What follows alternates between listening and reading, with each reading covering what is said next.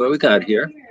Okay, so if everyone's there, we can dispense with taking minutes, or rather, with taking attendance, and I can just call the meeting to order. So thank you all for coming. The Before we get started tonight, I had a couple of I guess announcements or the plans for the future of things to make people aware of. They may want to comment on.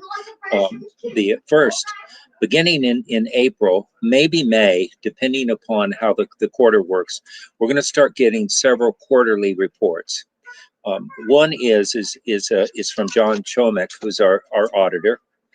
So he'll be reporting quarterly on his activities.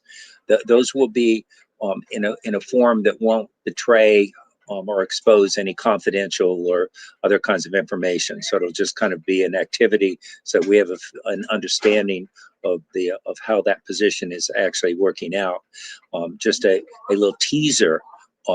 He's actually saving us a lot of money by catching things that we generally miss. So kudos to him, and you will see that as he begins his report. We're also going to begin getting quarterly reports from Don Carr on the director of purchasing on a similar stuff, what he's doing, the value that position is adding to the county, some of the issues that are coming up that he's recognized that we may need to be aware of. So that's a second report. The final report is I spoke with Lisa Lippold about doing, in addition to her monthly reports, doing a quarterly report that would look longitudinally. So we'll be comparing. At this point, we've been doing the particularly our efforts to improve diversity in hiring. And some other stuff too of the county. We've been doing that long enough so we have some longitudinal data. So quarterly, she's going to be presenting that in some kind of a chart that will show how we're doing this year, this quarter, compared with previous similar quarters. So those are some new reports that are going to be coming along. You will be getting kind of a preview of those, so that if you have things that you'd like modified or added, or you check whatever, any changes you want made, you'll have the opportunity before those the first quarterly reports come. And as with all of these things, it will be reports kind of in process. So as we go through them, we can expect that there will be some additions based upon what the legislators and particularly members of Ways and Means would like to see. So those are going to be coming up at the end of the first quarter. I'm also going to be meeting with our budget manager as well as the deputy treasurer to talk about doing quarterly financial reports. And so what those look like, I don't know. We've gone around and around on this for years, as you all know. We're going to make one more stab at it to see if we can come up with something that people are happy with and that provides the kind of information that people feel they need. So we also have the chair has asked me as chair, the chair of the legislature has asked me as chair of Ways and Means to pick back up the non-bargaining, the salary issues. So to look at that salary study, to pick those up with particular emphasis on coming up with some reasonable, workable, the hiring ranges. You know, it seems like every time we hire someone, we start from scratch. Well, we don't pay enough. We are always doing that. And everyone understands what that need is. We just have to finalize that this year. So we have real hiring ranges that make sense and that we can stick with. And finally, the chair is going to be appointing a group to look at finance department. This has been talked about, I think, maybe since I've been on the legislature, if not my full 8 years, certainly the 6 of them. We've talked about a finance department, and we're going to be moving on that this year. The chair, McNabb Coleman, is going to be appointing a committee to really look at that. And part of that transition is as we have been discussing, is the consideration of moving to a part-time treasurer, full-time finance department. So these are all things that are in the works that I wanted to make everyone aware of. So are there any questions on any of that? No, I just want to say that's really great news. And if you can pull this off, I'll let you sing a song on YouTube or whatever. Are you serious? Are you serious? No, I'm not. No. Oh, I didn't think you were. You got me all excited for a moment. I thought maybe, yeah. So, Let's not go that far, please. yeah, you're right. Keith, I got a quick question. It's Tucker. Yeah. The diversity data that's going to be coming from Lisa, is that any different than what we've already been getting? I mean, I asked for it like a year ago, and she's been putting it in her reports ever since. Yes, no, we are getting it. The only change is we've been doing it now for I think over a year, and so at this point we're going to be able to compare the first quarter of 2021 with the first quarter of 2020, and maybe even 2019. I can't remember exactly when we started doing it. So yeah, the monthly data is going to be exactly the same. This is just one more. But really, probably it will just look like one more. It'll be one more table that will compare this year with previous years, but not monthly, but by quarter. So we've got that information, but we're not, getting down the weeds too far. Okay, thanks. Okay, great. Well, with that, could I have a motion to approve the minutes from January 19th? Foley, move them. Second? I'll second them, Elaine. Okay.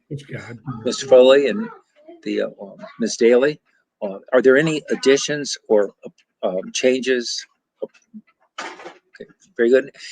Hearing none, all in favor? Aye. Okay, any opposed? Great, thank you. We have no appointments, so let's move on to our reports. I think Kelly Anderson is first, and I think I saw Kelly here. I am here. We have her report. So are there other things you want to highlight before people start asking you questions? No, just to say that it has been very, very busy. I would say we haven't really caught a break in any workload. The last 6 months or so have just been a grind. So I'm very proud of my staff. They've done an amazing job due to the circumstances of this past year. And I'm very appreciative of them working together to keep us moving forward in this unusual circumstance. So we got out the city tax bills. We're starting to work on villages. We're also working on a bunch of assessment work. So very busy in our office. Great. Yeah. Yes. Kudos to the staff for sure. Thank you. Does anyone have any questions of Ms. Anderson? Okay, unless if I'm missing someone's hand, by the way, please just speak up. I don't see any hands. Okay, great. Thank you, Kelly. You're welcome. One quick question for you. Yes. Did you want to take resolutions by department as we give our report, or do you want to wait and do them later? I wasn't sure. Oh, I don't know. What do you want? Well, I have one. I have, so WM2 is my one. Yeah. So in other words, you would appreciate taking care of the resolution so you can log off and have dinner, spend some time with your family. That would be great. Okay. That makes perfect sense. So let's do let's go to the resolutions. I have to scroll down, although let me see if I'm on a different screen. It's Peter. I'll move W2. One at a time. Yeah. Well, the contracts are not. Which ones are Kelly's? Just WM2 settlement of an assessment case. Yeah. So can I have a motion for WM2? Move it, Peter. Okay. Second. Motion. Okay, we have a motion. All right. Does anyone have any questions on this? Okay. All in favor? Aye. Any opposed? Okay. Thank you. Thank you all. And Kelly, thank you very much. Thank you. Bye-bye. Okay. Bye. Now, Mr. Orman. Yes, sir. So we also have your report. Thank you very much. Okay. It's good to see how everyone's pitching in. Yeah. Do you have anything you want to highlight? And if not, we'll see if people have questions for you. I do want to give a shout out to Lacey Bailey. She went to me. Okay, I think I'm here every you're other breaking up.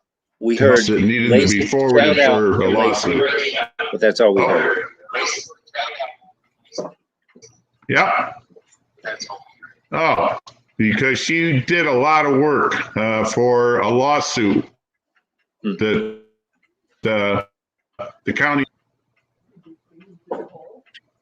And the other one is Pam Landon, who has been trying to do a lot at the end of the year, the beginning of the year, new pay rates, and with her assistant out with a serious health issue, she's been pretty much carrying that load alone on weekends. Not to mention she was quarantined last week. So she's been trying to do all of that. But she's been able to keep up, and I think we're now able to move forward a little bit easier. So thanks to her. Other than that, I listened with interest to your earlier report or your earlier announcements. Well, it's going to be an exciting year. Yep. It is. Yeah. Do we have, does anyone have any questions for our treasurer?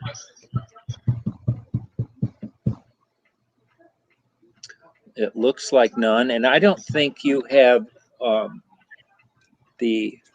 don't think you have any resolutions. We do not. We do not. So not this month. Nope. Yep. So I think we're good. So thank you very much. So let's move along. Yeah, no problem. Thank you. Yeah, thank you. Let's move along to HR and Civil Service. Ms. Lippold has joined us. We also have your report. Is there anything you would like to highlight on it or bring to our attention before we see if people have questions of you? No problem. I just wanted to let everyone know that the pandemic plan that was given to the unions for review will be coming back to us for final assessment on March 5th. And that we still have we're at 99.53, so we're down to just 2 people in the county who haven't received the information from. And we started doing the data collection as of September 2019, because unfortunately I wasn't here in the beginning, first 2 quarters of 2019. Okay. So, yeah, and I couldn't remember when we started it, but great, good. We'll begin, and we'll build on that longitudinal data as we go through the years. It'll be hopefully interesting and helpful. So, great. Okay, does anyone have any questions of HR or Civil Service? Keith, I just was curious, Lisa, the pandemic plan that you said was given to the union, was that an illustration of what measures the employer was taking around safeguarding workers? Is that what that was about? No, that safety plan was done quite a while ago and given to the unions, and we've made adjustments to those guidelines as things have changed with COVID. Now, this is the pandemic plan that the governor requested based on an executive law that required us to be able to establish who would be considered essential in the context that they had to be physically on site because of the makeup of their job. So there's certain, like say DSS positions that they physically have to be on site to meet with clients because of emergency benefit cards, the police department with the sheriffs and the corrections officers at the jail, as well as 911 because of their job description. They have to be physically at the site versus a lot of positions that can be done remotely. So the county evaluated who those positions are, completed this, and then shared the results with the union? Yes, because we were required by the law to do that within a certain time frame. And then they were supposed to get back to, the unions are supposed to get back to us regarding what we had given them as the our final draft. And then it's supposed to go on to the governor by the first week of April. So, and it was in conjunction with all department heads to review all their job descriptions and job titles that they had, both vacant and open, as well as, some people were able to work partially remotely and would have to come in once a week to pick up, say, their caseload. So that was reviewed with all department heads and also public health, EMO, and Aileen McMahon and myself, but I was kind of the point person with getting the data together. And then working with the EMO director and Kathleen regarding certain updated policy pieces that would be in another pandemic emergency situation. Okay. Okay, All right. great. Institutionalized, who needs to be here at work? Right. So it ended up being like 12 pages of Excel spreadsheets that were about 9 font, and then another set of pages that were just dealing with the policy pieces. Right. Okay, thank you. Yep. So I think Miss McNabb Coleman, did you have a question? Did I miss you? I did, Keith, and I don't want to. I was going to go back to Jim Orman's report, so I want to make sure everyone's finished with Lisa before we do that. Okay, yeah, forgive me for that. Sorry, that's okay. Okay, so I don't think, Lisa, you don't have any resolutions, do you, that I see? No, I do not. Okay, great. So then forgive me, Madam Chair, let's go back to Jim Orman's report, and you had a question. I just wanted to thank Jim. Jim has been part of the discussions about entering into the study of a finance committee. And I know Jim is going to serve a pivotal role on that committee. And so I look forward to working with him and his office moving forward. So I just wanted to add that to his report. Okay, great. Thank you. Thank you very much. Okay, I think we're ready for resolutions unless there's anything else that anyone wants to add to any of the reports, anything that I missed. Okay, great. So let's look first, if we can take the Ways and Means. We have 5 resolutions, one of which we've done. So maybe we should take these one at a time. These are by and large, these are once a year resolutions, and people forget what they are. So let's start with Ways and Means 1, which is authorizing the chairman to sign several contracts, and those are listed in the resolution. So could I have a motion for that? Foley, move Ways and Means 1. We have a motion. Thank you, Mr. Pinckney. So a move by Foley, a second by Pinckney. Is there any discussion or questions on these contracts? Okay, hearing none. On favor? Aye. Aye. Okay, great. The next, we've done Ways and Means 2, of course. Ways and Means 3 is setting the salary of the senior public health engineer and the director of community health services for a period of March 1st through December 31st. This is I think perhaps the final, the pandemic response, the recognition of what has been just the incredible demands on the health department staff. It is important to note, and the minutes should show, that the numbers in this resolution are annualized numbers. They are not additional, that is not the money, that the salary that these 2 employees are going to get from March 1st through December 1st. They're annualized. There was a question about that. I thought it was probably sufficient to simply make certain that it was in the minutes that these are annualized amounts and not amounts to be given over the next 6 months.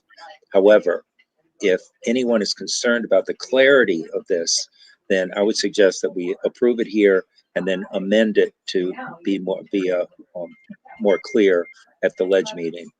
So does anyone have concerns about the meaning and the clarity of this resolution as it's written? Okay, hearing none. So, and I've forgotten already. Did we get a first and second on this, Amanda? I did not get it. So could I get a motion and a second on this Ways and Means 3. I'll motion it. Daley? Second.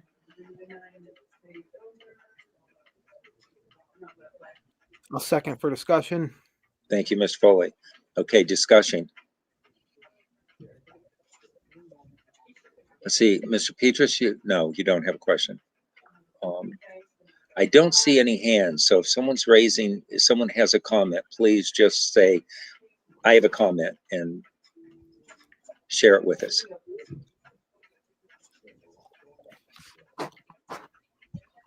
Let's vote. Okay, I guess so. So hearing no questions or comments, all in favor? Aye. Any opposed? Okay, thank you very much. Ways and Means 4 is the resolution we do every year that allows us to allocate insurance costs to departments. So if I could have a motion for that. Move it. And a second. Okay, thank you. I assume there's no discussion on this, but we'll take, does anyone have any comments on this one? It's pretty routine. Okay, all in favor? Aye. Okay, any opposed? Okay, thank you. And our final Ways and Means, the resolution for tonight is to the public hearing on local law, the providing an increase in the director of the Department of Health. So could I have a motion on this? Moved, Vitale. Vitale moved it, a second. I'll second it. Elaine Daley? Okay, any discussion on this? Okay. Yeah. One quick question for you, Keith. Yes. I'm sorry. Yeah, no, that's fine. What is the current salary of that position? I.e., what are we going to, or what are we going from up to 105? Just so I'm aware. You know, I don't have that number. Can someone share that number with us? Do they have it? It's 92,053, if I'm not mistaken, which is the salary that was set from 10/26 of 20 to 10/25 of 21. Thank you. Okay. Thank you for that. Any other questions? Go ahead. Well, Sorry. just in past years, we've arrived at certain figures based on usually some data or something. Just want to try to, clarify, how did we get to the 105 mark? Yeah, I will let either our chair, the chair of HHS, or the chair of the ledge address that question. So, Aileen, do you want to speak to that, or? I'm trying to toggle between my documents. Elaine, do you have it in front of you? Or if Lisa does? Do I have the documentation of where we arrived on that figure? Yes. I don't have it in front of me. Again, the increase in salary that would be from that period of time till August of 21 would represent, I think, an increase in salary of about $6,000. I think the original intent was there was a recognition that, the total year, the period before, there would be no appetite for any type of retroactive adjustment, but this would be in recognition that there was significant amount of overtime, 7-day-a-week working conditions that had occurred, that because of the nature of the appointment, there is no opportunity at all, similar to this last resolution, for any form of monetary compensation.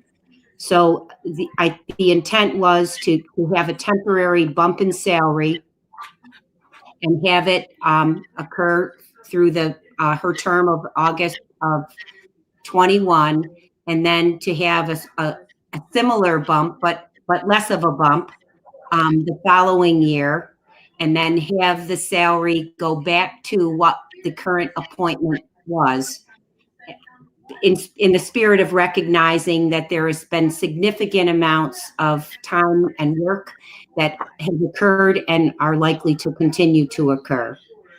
I don't have any of the backup of where we arrived at that salary.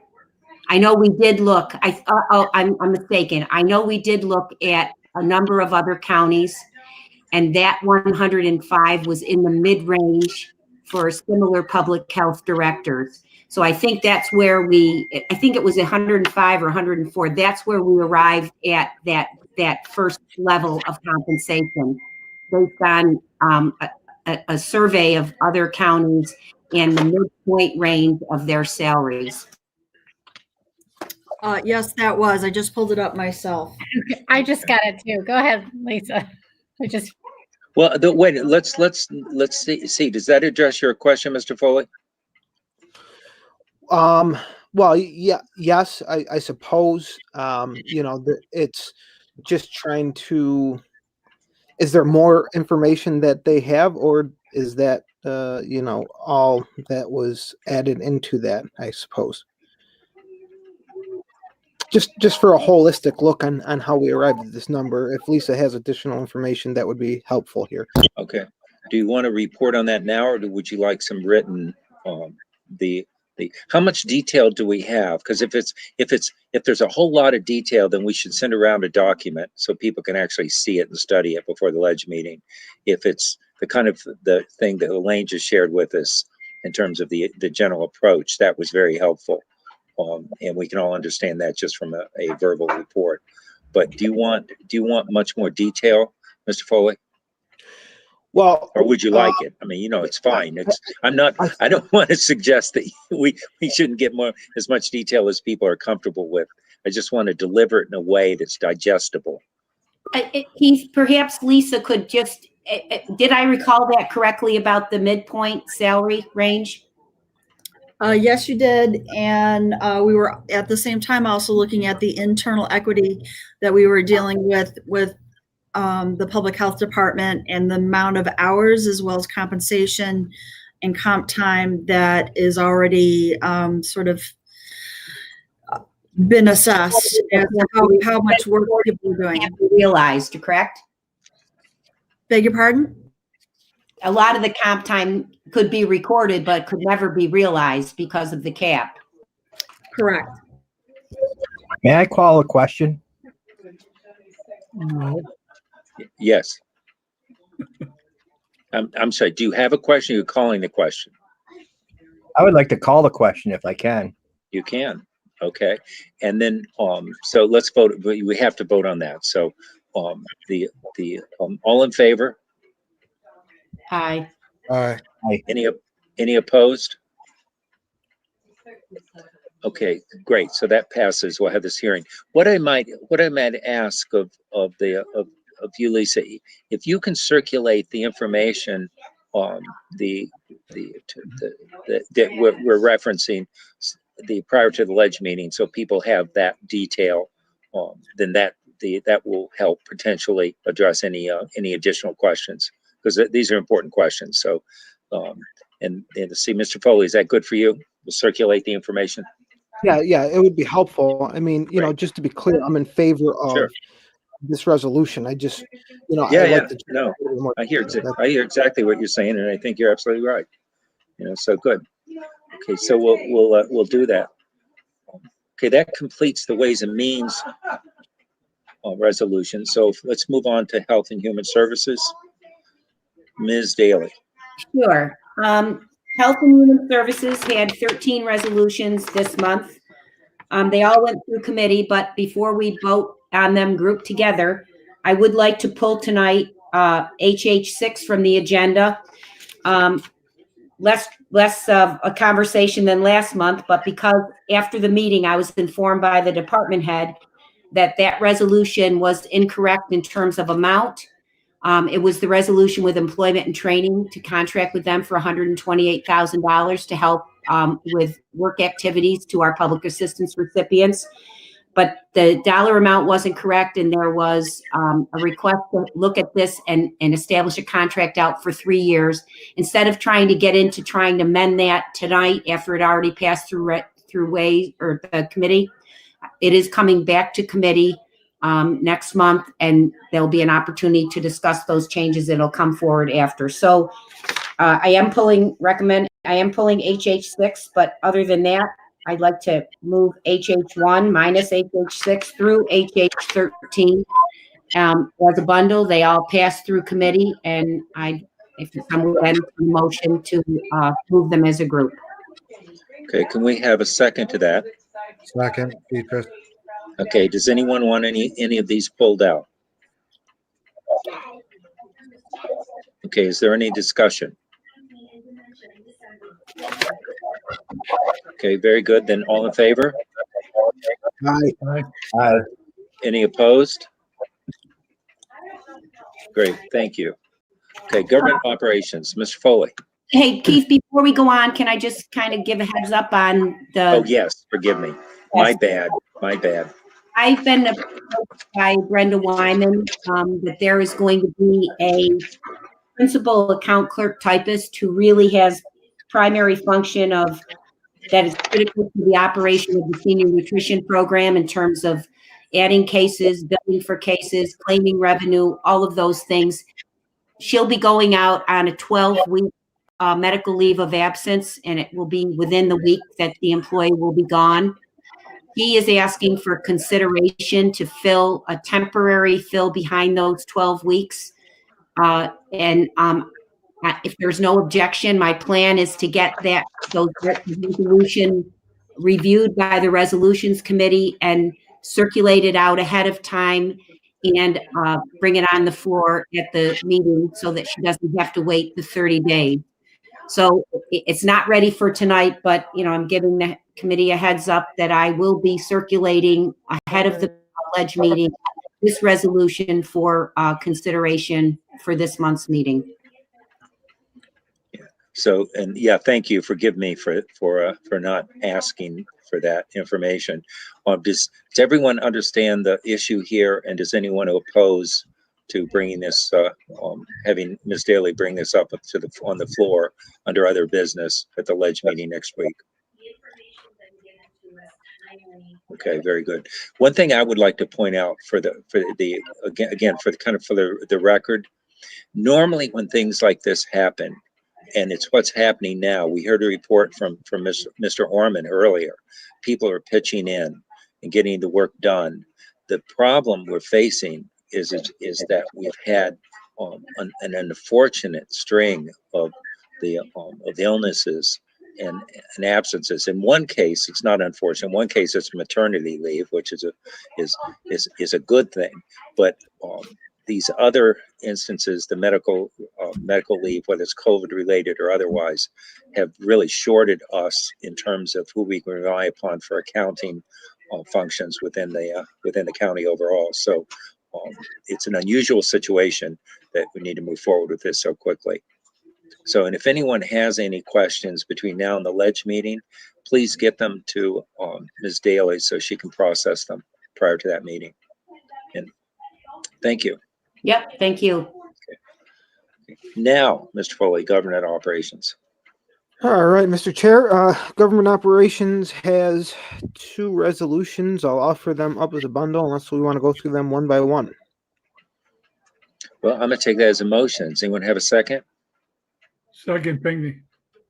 Okay. This does anyone have want to do it? Any of these 2 separately? Okay. Do we have any questions or comments on either of them? Okay. Hearing none. All in favor? Aye. Aye. Any opposed? Very good. Thank you. Okay. Mr. Pinckney, you're up with planning.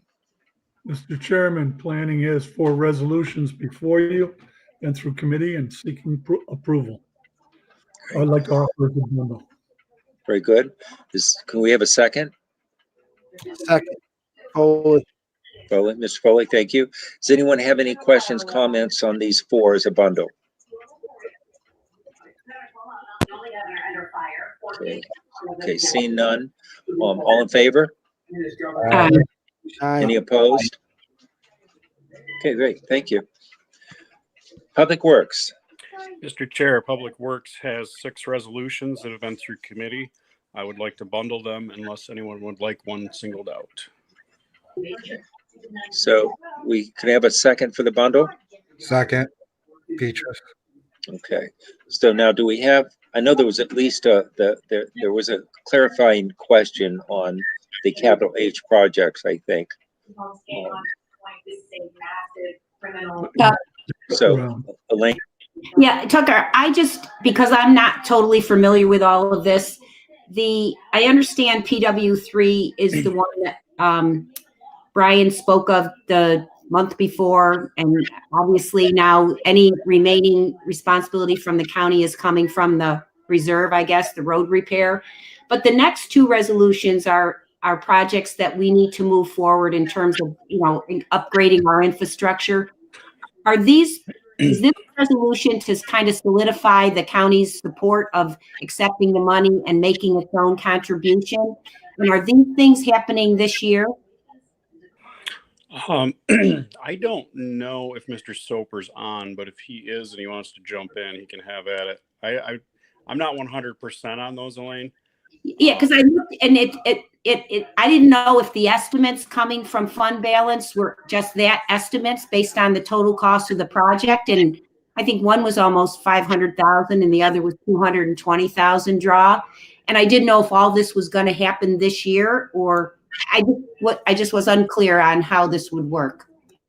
Yeah, I feel like those two were different than 3, but I don't remember the details. Maybe Aileen or Mr. Palermo know.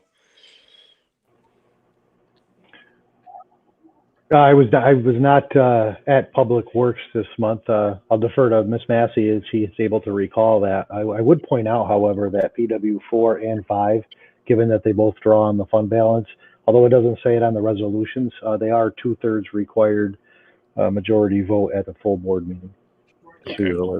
That was kind of what I was looking at this, and I'm like, maybe these are just commitment resolutions that, in order to get the other money, you have to commit, you'll pay your share, and this is our estimate. Or I didn't know if this was all coming soon or not. I should have asked at the meeting, but I'm not on the committee. Yeah, I mean, I can get you the answer and let you know tomorrow, but I just don't remember off the top of my head. Is that relevant to anyone else? Elaine, I think that once you move money from the unrestricted, unreserved fund balance into a capital H project, I mean, it sits there year over year. It's moved, and it doesn't go back until the project's either completed or abandoned or modified. So, I mean, you can almost think of the capital H accounts similar to reserves. They provide a way to budget year over year for the duration of a particular project. That's so probably that estimated fund balance will move into the capital H. Is that how it will work, Chris? That's what these resolutions authorize. Yes. Yeah. Yeah, and these funds are coming out of the fund, the unauthorized, the fund balance. Right, general fund. Yeah, the general fund balance. Okay. Well, so if it's agreeable, I mean, these are important questions, but unless people feel that we need to send them back to committee, I would suggest that we get these clarifying questions done prior to the ledge meeting. Yep. And then take it from there. Is that good with everyone? Yep. Okay, great. So in that case, all in favor? Aye. Any opposed? Okay, thank you. Okay, Mr. Vitale, Judicial and Public Safety. There we are. So Judicial and Public Safety has 4 resolutions. All of them are pretty standard resolutions. They all went through committee. I'll offer them all up as a bundle. Okay, could I have a second for that? Second, Pinckney. Thank you, Mr. Pinckney. Any questions or comments on any of these? Okay, then all in favor? Aye. Any opposed? Okay, very good. So before I take a motion for an executive session, which we need, are there any other issues that need to come up for discussion with this committee tonight? Because I don't think we will have any business after the executive session. Is that correct? Madam Chair? That is correct. Okay, so is there anything that we need to discuss in public session, public record before we go to executive session? Okay, well, in that case, could I have a motion for executive session? I'll Motion make- goes. Yep. Second, Elaine. Yep. So all in favor? Aye. Okay, so we are in executive session. Don't forget to exit out of this one and join the session, the next one. Did we get an invite, a separate invite? Yes, We it did. came from Lacey Bailey. Okay, thanks. I'll look. Thank you. Yeah. Oh, and that's a good thing. The Amanda, Yes.